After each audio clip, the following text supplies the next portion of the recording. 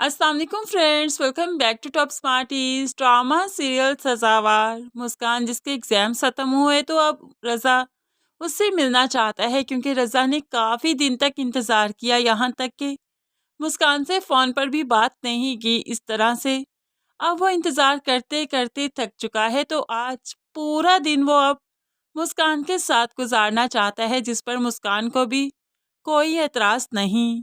आशिर को एतराज़ तो होता है, लेकिन मुस्कान फिर रज़ा की बात को भी नहीं टालती।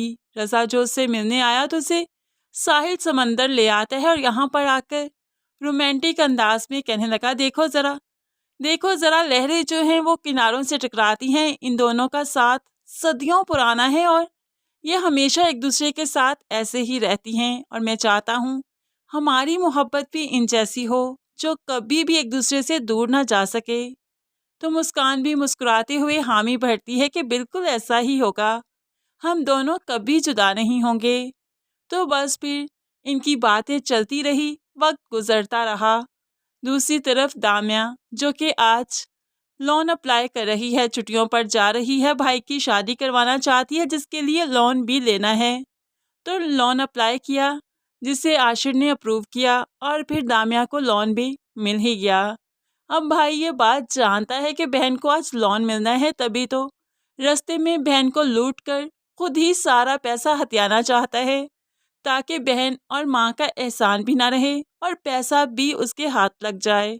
लेकिन आशिर भी जो इसी वक्त ही ऑफिस से निकल रहा था, उसने जब दामिया को मुश्किल में देखा तो आगे होकर उसको बचा लिया। उसका पैसा भी होप सो बच ही जाएगा। लेकिन इसी असना में मदीहा भी जो यहीं से गुजर रही थी, तो वो जल्दी से दामिया और आशिर की पिक्चर्स क्लिक कर लेती है और अब उसे दामिया से जेलसी होने लगी कि ये वही लड़की है जिसकी खातिर आशिर मुझे ठुकरा रहा है, मुझसे रिश्ता जोड़ने से इनकार किया। उससे दामिया से जेलसी फील हो रही है, लेकिन खैर दामिया को आशिर सही सलामत उसके घर तक भी छोड़ेगा। इस तरह से आशिर को दामिया के घर का भी मालूम पड़ गया। आहिस्ता ही आहिस्ता आशिर और दामिया एक दूसरे में इन्वॉल्व होते जाएंगे, क्योंकि आशिर को भी दामिया जैसी लड़की ही पसंद थी। लेकिन ऐसे में मदीहा बेचारी का क्या ही होगा। दूसरी तरफ वक्त गुजरता जा रहा है, सुबह से शाम हो गई और शाम से रात भी पड़ गई, लेकिन मुस्कान और रज़ा जूं के तू हैं यहीं पर वक्त गुजार रहे हैं, एक दूसरे के साथ ही हैं। लेकिन जैसे ही रात पड़ी, इतने सुनसान रास्ते पर एक कपल यहाँ पर मौजूद था, तो फिर पुलिस ने छापा तो मारना ही था।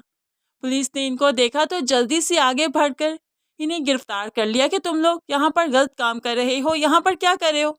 तो ऐसे में रज़ा चीख उठा, बीवी है मेरी, ये कोई गलत काम नहीं करे हम लोग। लेकिन पुलिस को तो शायद मौका चाहिए, और फिर एतबार भी क्यों ही करेगी। इस तरह से दोनों को पुलिस स्टेशन लाया गया और यहाँ पर आकर लेडी कांस्टेबल काफी बुरे से ट्रीट करती है मुस्कान को और गुलवाना चाहती है कि वो यहाँ पर क्या गलत काम कर रही थी। लेकिन मुस्कान भला क्या ही कहे कि वो कोई गलत काम नहीं कर रही थी। रज़ा को भी गुस्सा आ रहा था, लेकिन कुछ नहीं कर पाया है। इस वक्त घर वालों को फ़ोन किया, घर वालों को बुलाया गया, क्योंकि और कोई रास्ता नहीं था। ये लोग घर वालों को बुलाना नहीं चाहते थे, उन्हें परेशान करना नहीं चाहते थे, लेकिन बुलाना तो था ही, जिस पर आशिर को बहुत गुस्सा आया कि मुस्कान के साथ रज़ा इतनी देर तक सुनसान रास्ते पर क्या कर रहा था। और फिर पुलिस ने पकड़ लिया। सारी फैमिली में बदनामी हो गई। आशिर इसीलिए तो नहीं चाहता था कि दोनों की मुलाकातें बढ़ें।